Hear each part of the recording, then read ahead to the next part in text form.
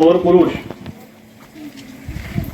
ज्यांच्या कर्तृत्वाने म्हणजे डॉक्टर बाबासाहेब आंबेडकर यांच्या कर्तृत्वाने आणि छत्रपती शिवरायांच्या पराक्रमाने, महात्मा फुलेंच्या संघर्षाने आणि ज्ञानेश्वराच्या ज्ञानाने पवित्र आणि पावनभूमीमध्ये आज आपण भारतरत्न डॉक्टर बाबासाहेब आंबेडकर थाटामाटामध्ये उत्साहामध्ये साजरी करत आहोत.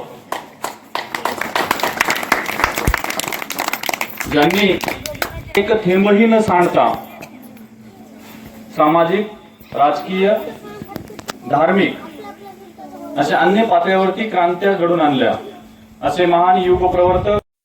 काही कारणास्तव मला येणं झालं नाही, पण आज सुद्धा 2 ठिकाणचे कार्यक्रम असताना मी म्हणलं आज पहिला जाईल बारोळा आणि नंतर पुढचं जाईल. त्यासाठी आज प्रथम इथं आलो. ज्या थोर पुरुषांनी त्यांच्या लेखणीने कोटी कोटी लोकांचं आयुष्य सोनेरी केलं आणि सुवर्ण अक्षरांनी कोरून ठेवावी अशी संविधानाच्या स्वरूपामध्ये प्रचंड मोठी अशी क्रांती घडवली. ते बॅरिस्टर होते. वाटलं जास्त पैसा कमवावा तर ते आज अग्रगण्य ठिकाणी असते, पण त्यांनी आर्थिक संपत्तीचा विनम्रपणे त्याग केला. झाडून या संसार बसलो अंगणी या युक्तीप्रमाणे संत तुकाराम महाराजांसारखे ते त्यागी झाले.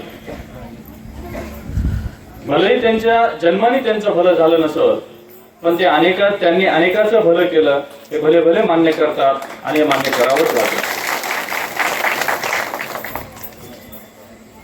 डॉक्टर बाबासाहेब आंबेडकर यांनी दीन दलितांना, कष्टकऱ्यांना, शेतकऱ्यांना रानावनातून, डोंगर दऱ्यातून, गावागावातून हातात लाटणं घेऊन हा समाज बाहेर काढला.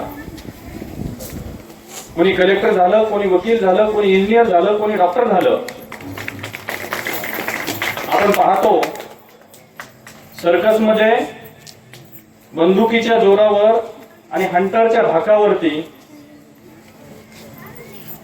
वाघाला सर्वसामान्य माणसाप्रमाणे वागवणारी आपण बरीच माणसे मी पाहिली, पण कसल्याही धाकाशिवाय सर्वसामान्य माणसाला वाघाप्रमाणे जगायला शिकवणारा एकच ते म्हणजे डॉक्टर बाबासाहेब आंबेडकर.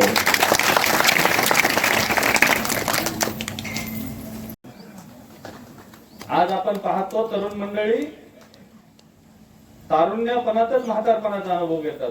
म्हणजे बघा, काळे केस असताना पांढरे केस करतात आणि त्याला विचारलं, काल एक जणांना विचारलं किती खर्च येतो, तो म्हणला 2,500 रुपये.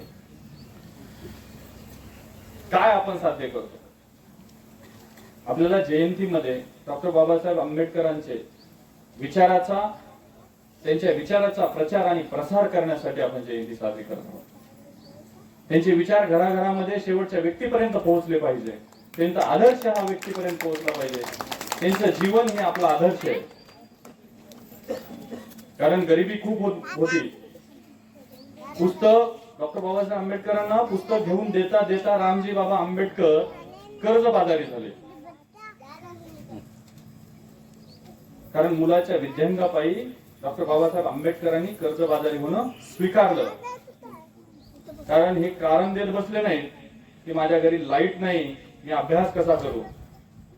वेळ प्रसंगी त्यांनी रोडवरील विजेच्या खांबाखाली बसले आणि त्यांनी त्यांचा अभ्यासक्रम पूर्ण केला.